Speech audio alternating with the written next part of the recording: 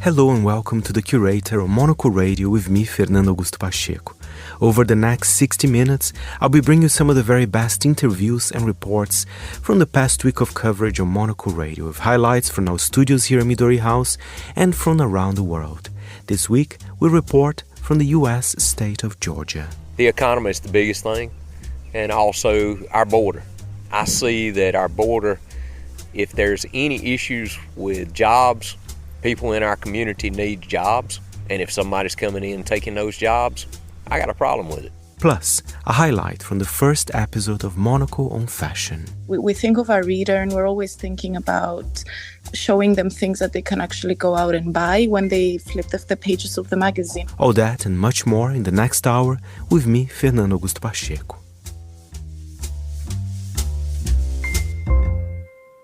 And of course, there'll be plenty of U.S. election stories in the coming week here on Monocle Radio. But this time, something slightly offbeat. We reported from Georgia, the U.S. state, that is, for our weekly letter from, which is a segment of our show, The Monocle Daily. And reporting there was Poppy Damon from Quitman County in Georgia. The truth is, in democracies, some votes matter more than others. A lot more. And that's very true in Quitman County, which sits in the southwestern part of the state of Georgia. There's a lot of good people here. A lot of good hearts. Good place to live. Next to the main highway in Georgetown, Quitman County's seat, a small compound of government offices sit next to an old cotton warehouse. A truck hands out free food to the community. We've got people lined up. We're trying to keep everything going. We've come to Matthew Self's office. Early voting started here in mid-October, one of the attempts to make sure people turn out and are not deterred by long lines on voting day.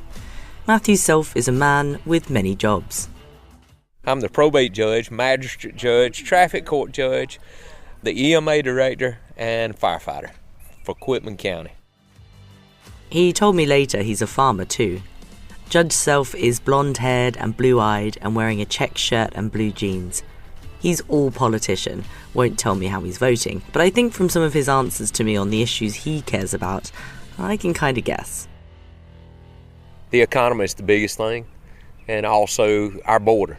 I see that our border, if there's any issues with jobs, people in our community need jobs, and if somebody's coming in taking those jobs, I got a problem with it. His county matters because here the 2,249 rural population could potentially determine the election result. It's a swing county, Obama, Trump, TBC. It's what's known as a pivot county, a key county in a swing state. Georgia voted McCain, Romney, Trump, but then Biden. When Jimmy Carter won his race, Quitman County played a major part in Jimmy Carter winning his race. So we're going to see how Quitman County does in this election. The population is majority African American here. And partly me and my editor Charlie picked Quitman County to visit because for African Americans even today, the idea that the vote is guaranteed by the 1965 Voting Act isn't a given. Voter suppression has a violent history in this part of the United States because this bit of Georgia is far from urban Atlanta, or Hotlanta as it is known. This bit of Georgia is dominated by the towns and cities of Alabama, just across a stretch of water now known as Lake Eufaula. Because being dammed, the lake was a river that transported thousands of enslaved people up and down Alabama, and the town of Eufaula, a key slave market on the way to Montgomery, the capital of the Confederacy. And it didn't take long for me to start to realize just how close that history feels to those that live here. I went up to an elderly gentleman with a warm face, white hair and glasses. John Pritchard told me he was voting Democrat, but considering his family background, that might be kind of a surprise. Let me tell you something that will shock you. My daddy, my father, at one time was the Grand Dragon of the Ku Klux Klan. No. And my dad and I were just like this as far as our political views are concerned. And I hate that, but there's too many of our people that are still dealing with that same thing. That idea that history feels ever present in elections was something that came up again and again. It may not be the Klan that keep people away, but there are so many ways that the vote can be suppressed, as I quickly learned. Hey, Larry Wilborn. Hi, Larry. Nice All right, to meet you. give me your name again. Larry Wilborn is tall and has a big smile. He's the man to know, the local activist fresh from saving a polling station. He argued it would discourage African American voters who relied on that station to vote. He greets us on his porch, and he's invited 2 colleagues of his from the Board of Education, Jimmy Ellaby and Willie Anderson. Each has his own story about how they or their family had been warned off voting, barred from certain professions, and pressured to toe the line politically. People are still fearful of what could happen to them, not necessarily being kicked off the farm or kicked out of the house, that kind of stuff, but in terms of jobs, that kind of stuff. Yes. Your jobs are primarily come from the white community, and that's a way of controlling people. I mean, you get out there with some strange kind of politicking and talking about you don't feel nothing. You're going to find yourself, your own people kind of going against you because you're going to be viewed as a troublemaker, as he is sometimes. I am sometimes. Larry is a proud troublemaker. He's had to be to make sure polling stations like the one he saved aren't closed down and disenfranchising black voters. But there are other things that he worries about too. Beyond jobs, housing can be a way of gerrymandering the voting boundaries. But the work of denying people the vote has much bloodier roots in this part of Alabama, and particularly the town of Eufaula. Whereas now black voters tend to lean towards the Democrats and white voters Republican, exactly 150 years ago on Election Day, 1874, it was the other way around, and as you will hear, it didn't end well. I'm the president of the Alabama Historical Association. Richard Bailey is in his 70s. He wears glasses and a cross around his neck. He attends the same church that Dr. King used to preach at, just down the road. We meet Dr. Bailey at the Capitol building in Montgomery, a white, stately building surrounded by statues of the Confederacy. He fought to have a man named Horace King recognized in the building with a portrait. Horace King was a slave who built the grand steps we're standing on now. It is not a story, the massacre we're talking about, the riot of 1874, is not a pleasant story by any stretch of the imagination. In Eufaula, members of the White League killed an estimated 15 to 40 unarmed black voters and wounded 70 more, while driving away more than 1,000 unarmed black people at the polls. By the following year, only 10 people showed up to vote. The immediate impact, the number of black voters basically disappeared. And when you realize just that fear factor, that was sufficient to keep black people from the polls. No plaque marks the spot of where this atrocity happened, and the men from the Board of Education told us it's still frowned upon to even talk about it. Hello, how are you? I'm Poppy. Hi, Poppy. I'm Jewel. Nice to meet you. We're at the home of an important community leader. My name is Jewel Harris, and I am currently the president of the Barber County branch of the NAACP. I really think it's still that thing about, they had that massacre here, and, people died, and I really do think there's something to be said. And of course, on every board, also my husband and I are both members of the Eufaula City School Superintendent's Advisory Board. On every board, city council, county commission, whatever, there's always, if there's 7 members, there's never more than 3 blacks.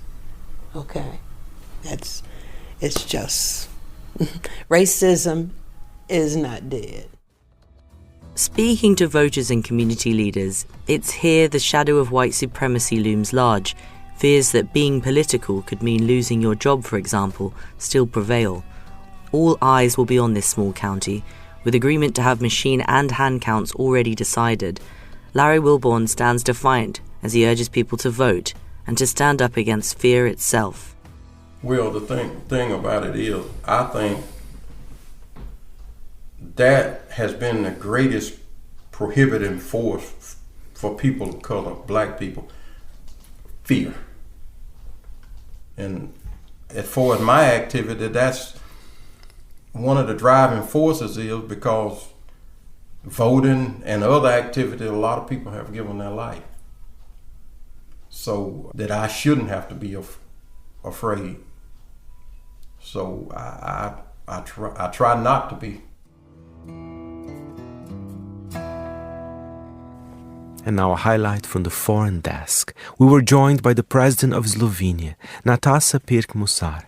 We spoke to President Musar at the recent GlobeSec conference in Prague and began by asking her where she placed herself on the spectrum of expectations between an AI being the great utopian leap forward and a malevolent apparatus that will swiftly enslave and destroy us. Well, somewhere in the middle, let's say that I'm liberally conservative. AI is making me awake sometimes during the night, to think what's this going to bring to humanity. But AI is here. We cannot run away from it. We cannot escape it. And I will tell you one thing that really happened when ChatGPT came out. Yeah, that was a huge revolution since the internet was put into the public use. The AI is normally seen as the technology which is going to shut down the working positions of many people, that the AI is going to speed up the process of development of pharmaceutical, for example, medicine, whatever. So there are positive sides of AI. But I see also negative sides of AI. And being the information commissioner for 10 years, I saw the development of the General Data Protection Regulation. In 2015, the GDPR was the word of the year in European Union and elsewhere as well when it was put into force. And GDPR was a regulation which was heavily lobbied in Brussels. American high-tech companies were against it. When AI was introduced to a general public, quite soon after that, there were talks and appeals from US tech companies that AI needs to be regulated. They saw the dangers behind. And I'm happy that European Union is again leader in this field, because AI Act, which is going to be put into force on the 1st of January 2025, so in a couple of months, is the first AI Act on this planet. And at the plenary session today, we had a discussion whether is it good to regulate? And as a lawyer, of course, I always see the regulation in a positive way, because if we do not have a regulation, we have chaos. And there is a saying that United States of America are innovating, European Union is regulating, and China is replicating. It did that in the past. Today, China is a high-tech giant also. Scientifically wise, they have their own development hubs. But if we are not going to regulate AI, nothing good is going to happen. And what did European Union do? Just explain me shortly. There are 3 pillars of AI regulation. We decided in European Union to say what's explicitly not allowed to do with AI. That's number 1. For example, public profiling. Use the biometric face recognition systems to profile people on public spaces. This is the kind of stuff that you mentioned that keeps you awake nights. Yes, I'm thinking about that constantly. Then you have number 2, the second pillar, are the technologies which can be dangerous if not used properly, and European Union decided to regulate them and supervise them. And the third pillar is the AI technologies which do not possess any threats, so they are there to be used. So we will see how the development of this regulation is going to go in the future. But I think that also United States of America and other high-tech countries like Japan, South Korea, for example, Canada, Australia, are realizing that we need a kind of a global alliance in regulating AI. One perfect example is now going on in United Nations. In General Assembly, they just adopted a resolution that in November last year that all the members of the United Nations, so all 193 countries, need to report to Secretary General Guterres how they see the regulation of automated weapons. AI Act in Europe is not regulating military industry. It's only regulating civil industry. So this is what's going on in UN, which is, a bit more global than only AI Act, which is applicable to European Union member states. You are listening to The Curator on Monocle Radio with me, Fernando Augusto Pacheco. And this time, from the Foreign Desk Explainer, Andrew Muller explains why Charles III, first visit to Australia as king, has drawn the support of some, the ire of others, and indifference from most. 70 years ago, King Charles III's mother made her first visit to Australia as head of state. It was quite a production. When the 27-year-old Queen Elizabeth II sailed into Sydney Harbour, more than 1 million people huddled the foreshores or ventured out in small boats to watch the ship come in. Sydney at the time had fewer than 2 million people living in it.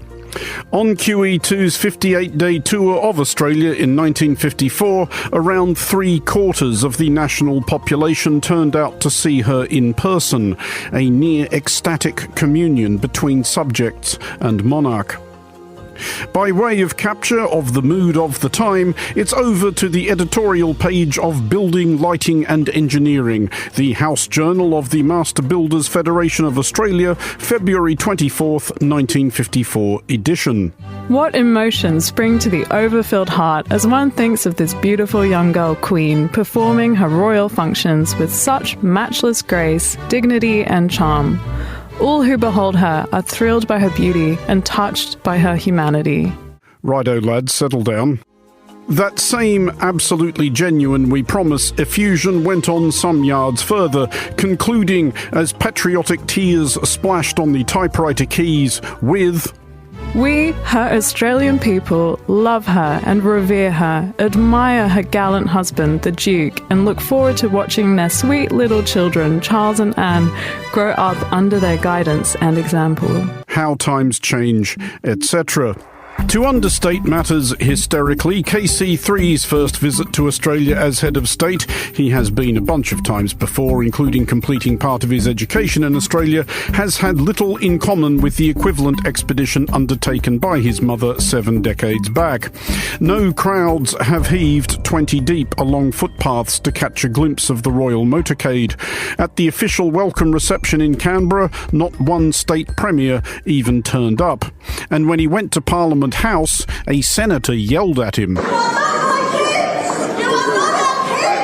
The yelling senator was Lydia Thorpe, representing the state of Victoria, and who, it is fair to say on past form, will be by no means displeased by all the attention she has attracted to herself. Senator Thorpe's overarching case is a reasonable one, i.e. that Australia's Indigenous people, of whom she is one, had their country taken off them at gunpoint by people acting under the authority of Charles's great-great-grandfather King George III, and that things have been, by and large, rough on Australia's Indigenous people since, and that perhaps some sort of formal treaty between coloniser and colonised might be a step forward. It is important to note, however, that Indigenous Australians are no more or less monolithic a body of opinion than any other bunch of folk, and several prominent Indigenous Australians have harumphed to the effect that if Senator Thorpe is going to presume to speak on their behalf, she should do so with a little more grace. However, it is arguable, and by golly, this explainer is about to argue it, that Senator Thorpe's outburst was unusual in the current Australian context in demonstrating any deeply felt opinion whatsoever about King Charles. The interesting question is whether the widespread indifference towards the Crown among Australians of today works against the monarchy or for it. A couple of years back, moderating a debate on the value of monarchy for Monocle magazine, your correspondent asked Peter Fitzsimons, then chair of the Australian Republic movement, what the numbers were. Peter reckoned that 50% of Australians favoured a republic, 25% favoured keeping the monarchy, and 25% didn't care.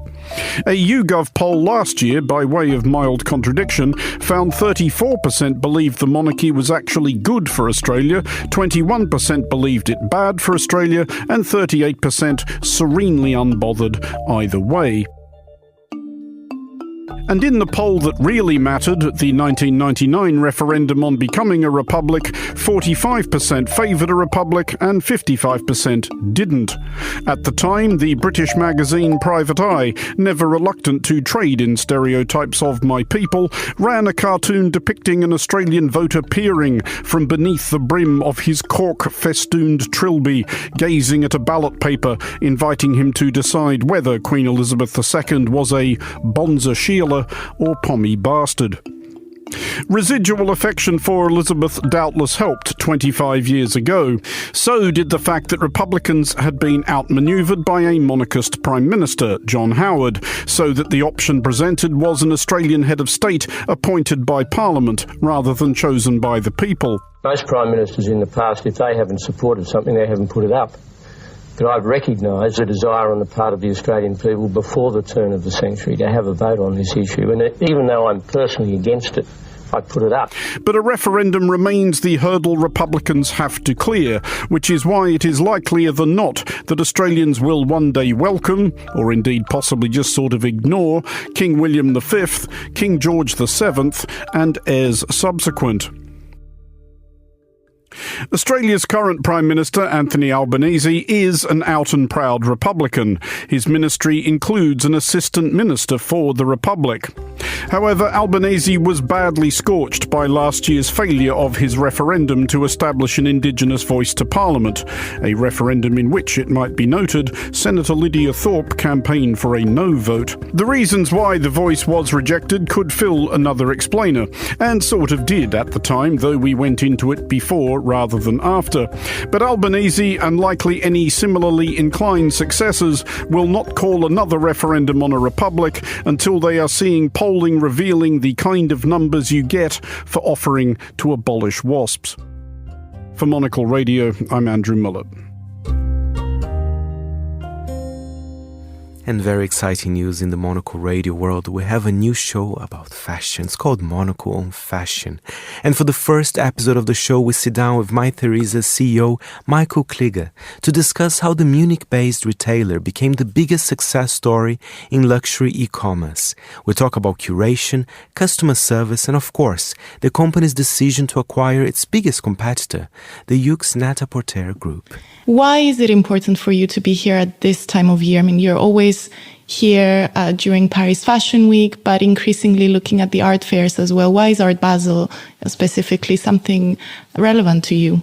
I think the world of fashion and all types of arts have always met and mixed up. I mean, there's so many famous creative directors that started movie making. It's a craft and an art, and many of them are art collectors. I mean, you mentioned Dries van Noten, who is a collector of fabrics and art.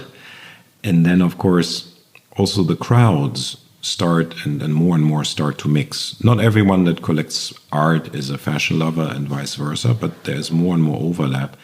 And I think the reason for that is that fashion and art are part of the same cultural fabric. I think this is really the link between this and music is culture. And fashion is a cultural statement, what you wear. And yes, there are people that buy art just for themselves, but most people buy art to share with friends. And that's why so many collectors are keen to have their pieces in museums. And so I think the cultural aspect is what keeps it all together. And again, what I said before, we want to be with our customers when and where they are. And Art Basel today here in Paris, I mean, there were queues outside as always, and we managed to sneak in right after Macron, and it was within 15 minutes. The whole Grand Palais was full. It's amazing. And have you noticed that your customers, this is the way they're shopping? They might be in Paris looking at art, but they're also messaging their My Teresa personal shopper. Is there a lot more overlap in shopping habits as well?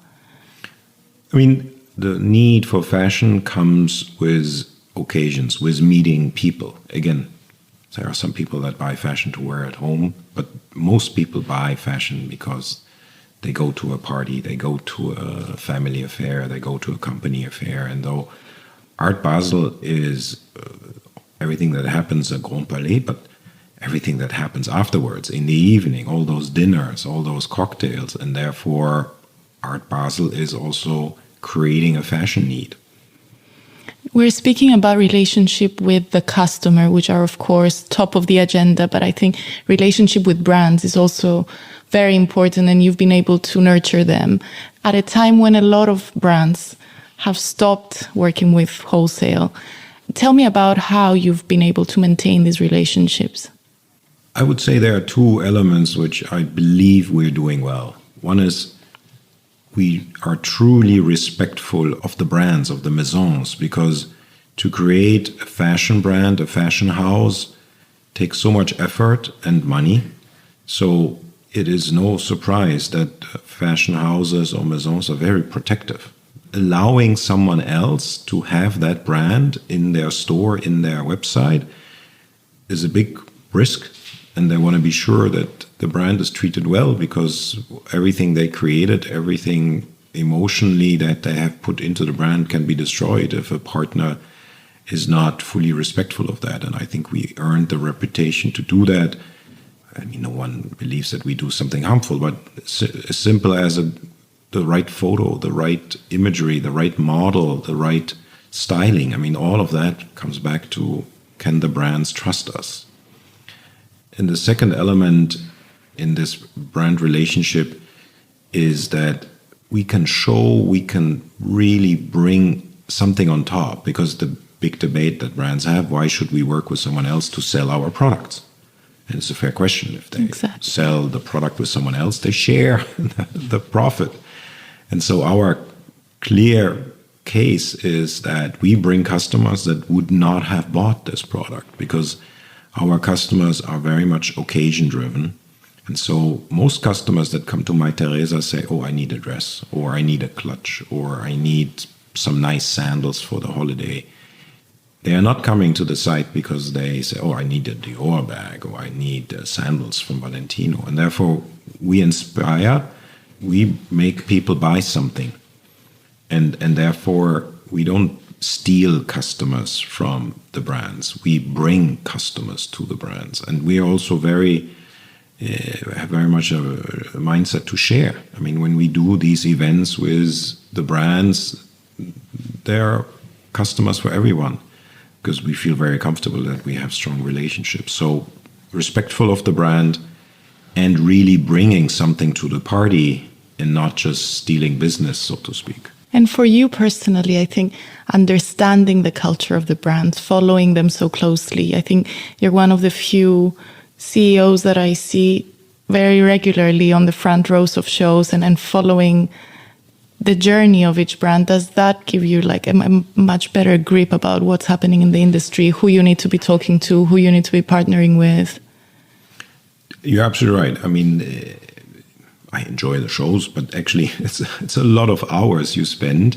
Absolutely. But going to a show, particularly when there's a new designer, it is, you get it. I mean, if it's done well, you get it. You know what are they trying to do. You get the vibe. You see the guests. You understand the mood. After each show, there's applause, but you feel, is it the courteous applause or is it the heartfelt applause? And these are all, for me, super helpful bits of information, super helpful feelings, so that when next time we talk business, I have that context. So I find it enormously enriching.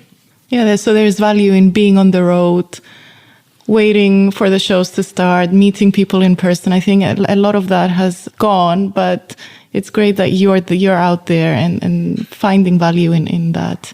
We are people business. I mean, we are people business in terms of customers. We are people business in terms of the relationships we have with brands. It's still an industry where you have a relationship with the other part and not a contract. And if you regard it as a people business, don't sit at home at your desk. You won't succeed. UBS has over 900 investment analysts from over 100 different countries. Over 900 of the sharpest minds and freshest thinkers in the world of finance today. To find out how we could help you, contact us at ubs.com.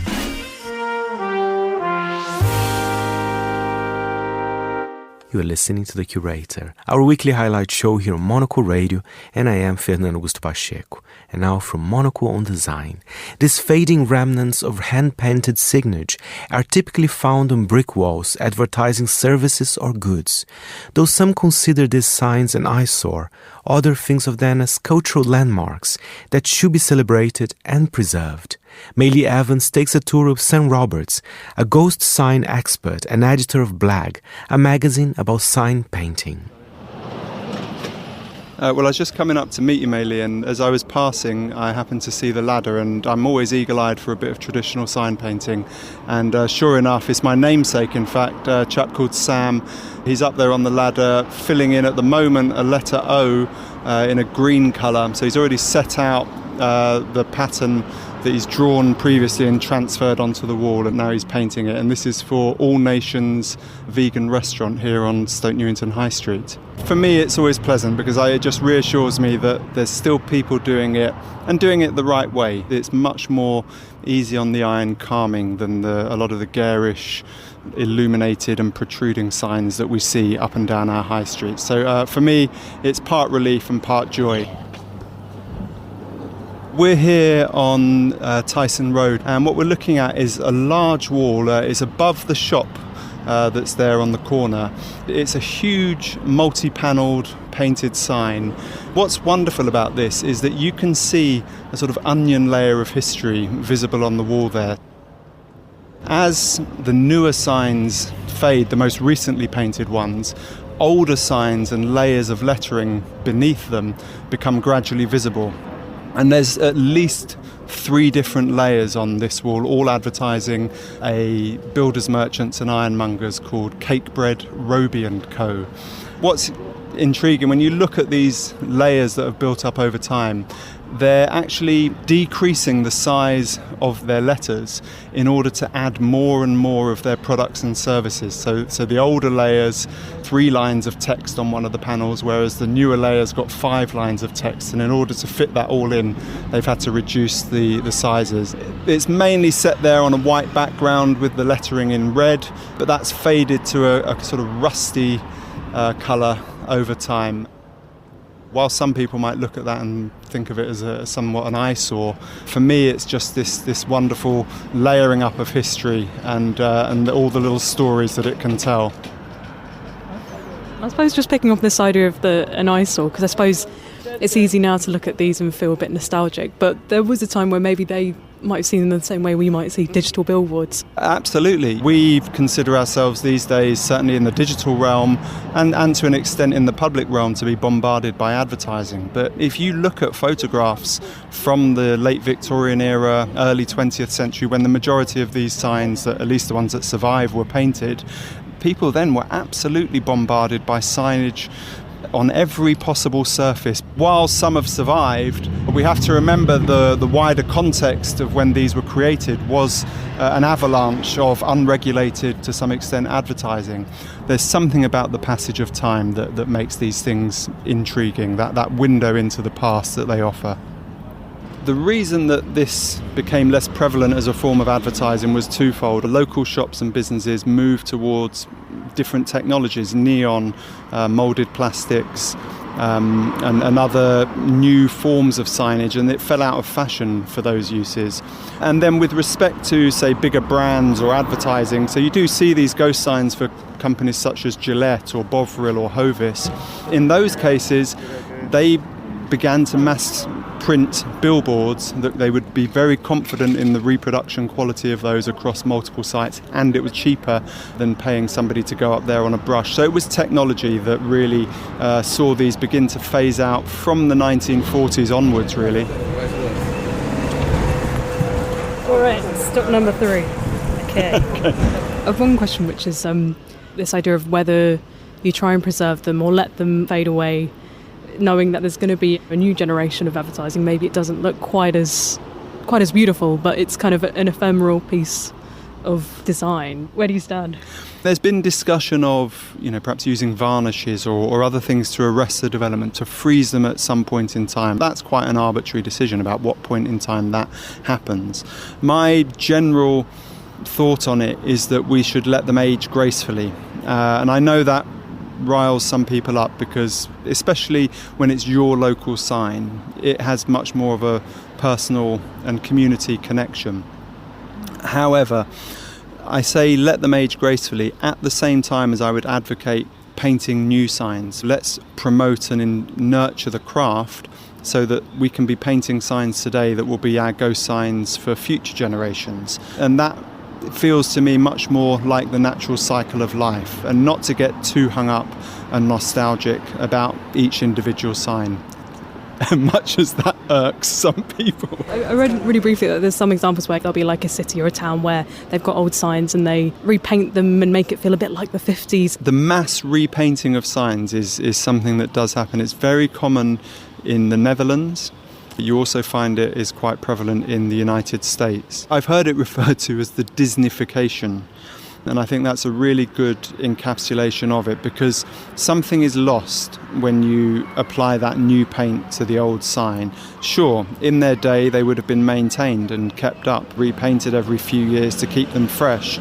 But once they've become redundant and begin that aging process and fading, interrupting that and applying the fresh paint to it means that something is lost. That original connection to the history that the sign contains is diminished. So I personally tend not to go for that.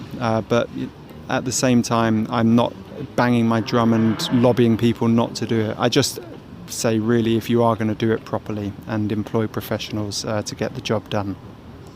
The Netherlands offers up some very good examples of where it's been done sensitively to the original artwork.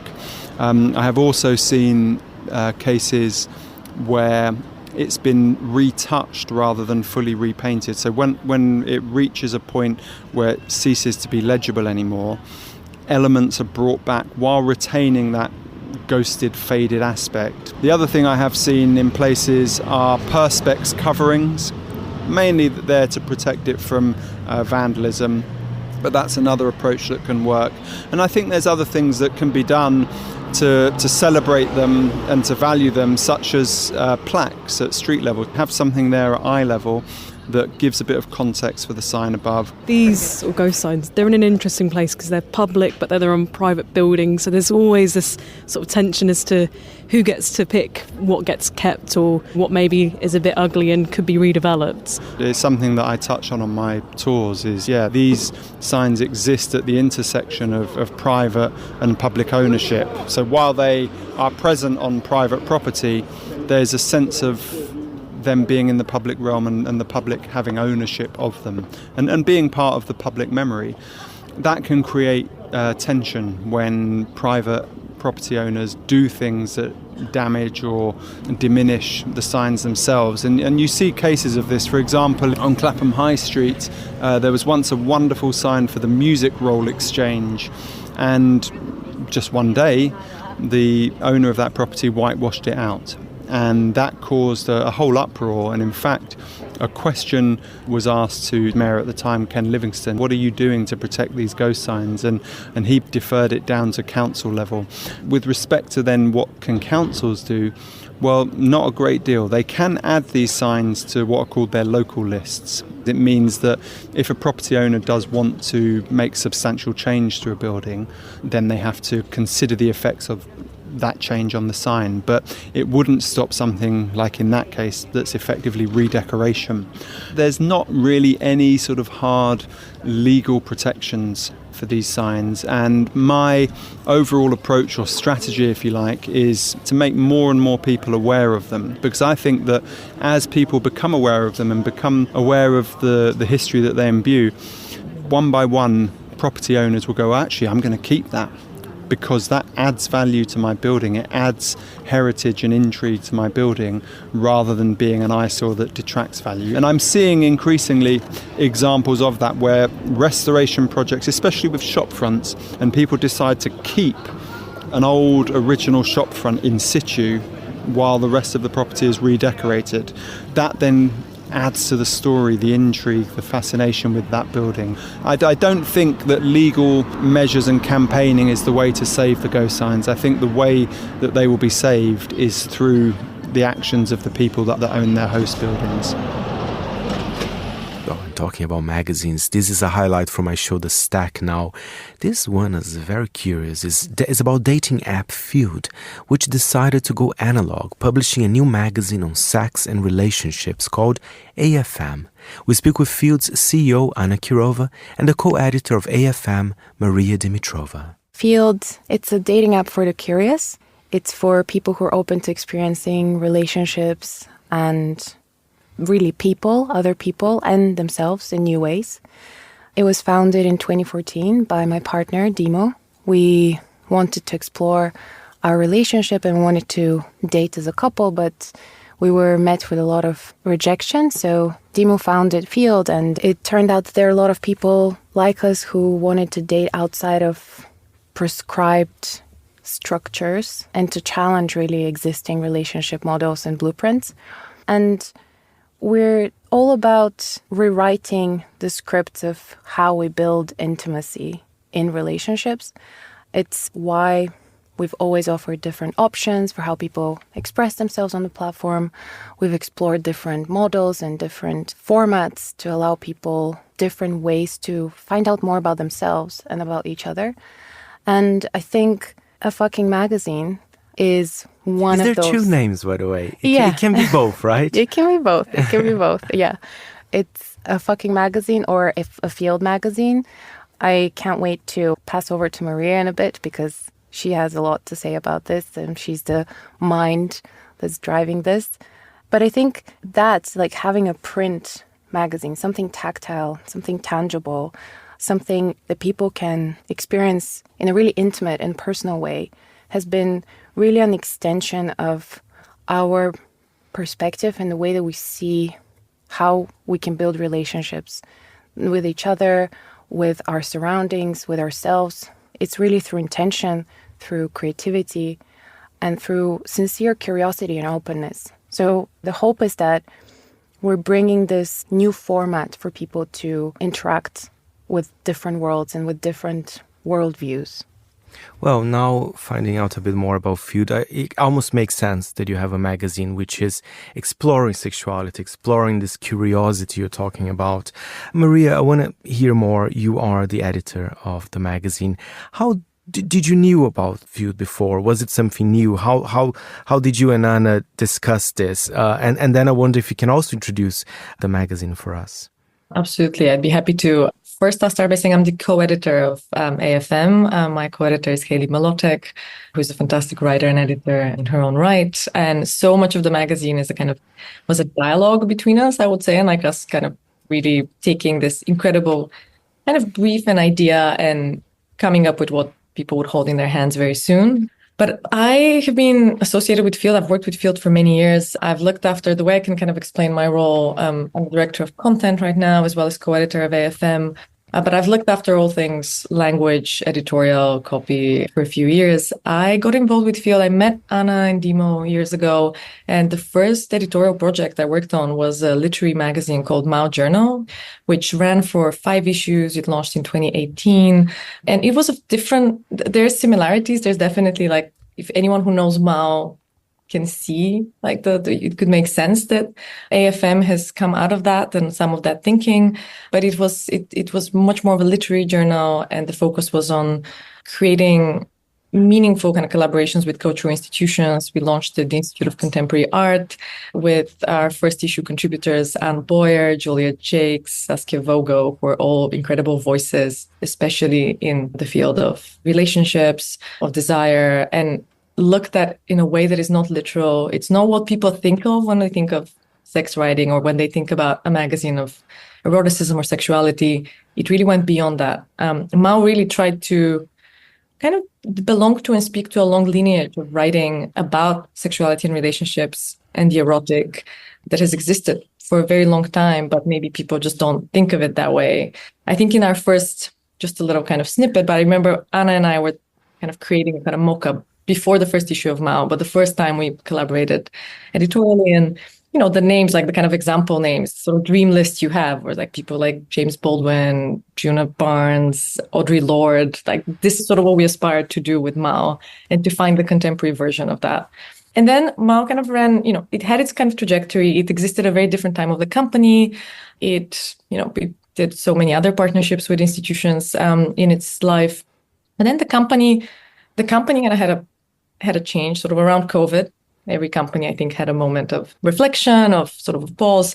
One thing that came out of that is we did an enormous amount of member research. And Anna mentioned this, something that came out is we found that there's an enormous amount of people who are creatives or in creative jobs who read, who also, when we read interviews and looked at interviews with members, they spoke in this extremely vivid way. People spoke in these very rich and vivid ways about their experience, about their relationships, about the changes they went on at Field. And it just was incredibly rich ground for making sure we feature their voices. We actually create a magazine, we create a platform where we can not just create content that is thematically relevant, but also have a lot of people on Field as authors. So one thing about AFM, to introduce it, AFM, a fucking magazine / a Field magazine, is a magazine about sexuality and relationships that has at least 50% of its contributors on Field. Can I call it a sensual encyclopedia? I read in the press release and I love that. You can call it that. I like that a lot. Something that is different about AFM, and I really can't wait for people to hold it in their hands. It's a beautiful object. It's an object that is really trying to bring back a bit of that romance of print, romance of editorial work. You can read the title of the magazine in many different ways, and that is very deliberate. But one way is really just, as we say in the editor's letter, there is an element of desire inherent to editorial work that mirrors the experience of desire that the magazine is about. We are back with the curator. For Tall Stories Now, every week we're inviting one of the jury chairs of the Hosting Foundation Awards, the world's premier competition for sustainable design, to discuss their views on creating uplifting places, fostering a healthy planet, and building thriving communities. In episode 3, we speak with Norwegian architect and co-founder of Snohetta, Kjetil Thorsen.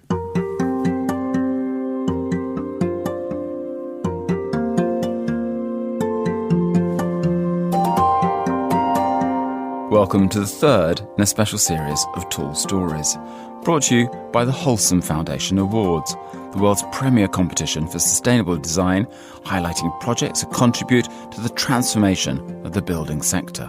I'm your host, Andrew Tuck.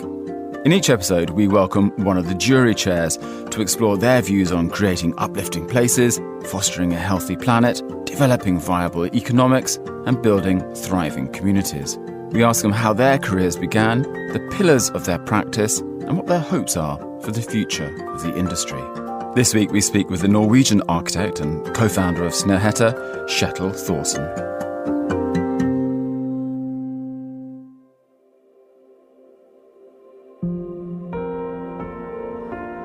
I was a student with a secondary modern school in England, where I had an arts teacher who was very inspiring to me. And at the time, maybe, like many other architects, you had some ambitions of becoming an artist, maybe at that age, in the range of early punk period. But he said, I think you should rather become an architect. So I did. And since then, more or less, I've been working towards trying to fulfill my absolute need to make things. And when I started the university in Graz in Austria, I found a certain freedom combined with my Norwegian heritage. So all of a sudden, it became a revelation to me what architecture could actually be. And in that period, to me, it was very clear that collaboration is the path forward. The singular architect in the old fashion seemed overrated. It seemed complex. And of course, my interest in landscape and landscape architecture also promoted me in the direction of trying, especially at the beginning, look at architecture and landscape as one. And that was the basic idea with the foundation when we founded Snøta, was to bring architecture and landscape architecture closer. But of course, social sustainability was also at the core. And for many, many years, the reason for wanting to do architecture was that it had such a large impact on social settings. I don't think architecture is there for the sake of architecture. I think it's there in the service of people. And there is no contradiction between beauty and social impact. Driving this notion of emotions and relationship and closeness and intimacies related to the physical environment is at the core. And architecture is building societies as much as it is building objects.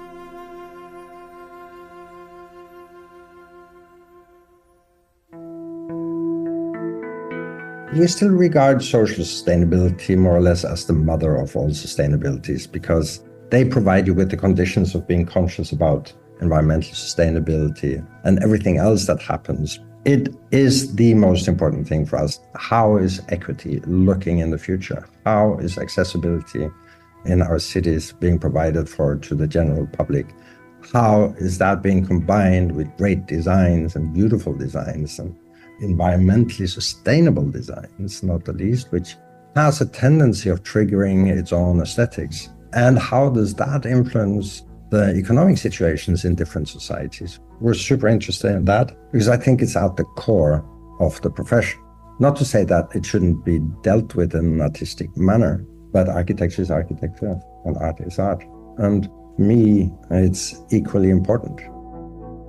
With the Library of Alexandria, we were facing the issues of history and historical interpretation, and we were facing a city where more than 50% of the city were illiterate. We were facing a downturn in the Egyptian environment to a large extent, and the city of Alexandria decaying. And we tried to introduce a combined library at the same time as making sure that the public would get into this building to look for the place where they could find a sanctuary, but also find knowledge. And to a large extent, I think we succeeded with that in this first building. But I think the next step forward was the Opera House in Oslo. And that's one step further on this inclined kind of way of thinking about the fifth facade, the roof, where we allowed the people to enter. And then all of a sudden it became a sort of sloped reality in the city, which was accessible to the public without necessarily having to visit the institution itself. And that gave us the possibility of interpreting a Norwegian law called the right of roaming, which means you can't put up fences for the public. We felt we designed a building that was deeply embedded in this Norwegian understanding of accessibility and the right to roam, with some very clear understandings of intimacy between the body and the object. The body needs to be close to its environment. You need to be able to touch it, sit on it, lay down on it. It needs to be tactile. And it needs to be yours at that moment when you're there. So it's also to do with public ownership. That also drives the social aspects of sustainability because automatically it's also being protected.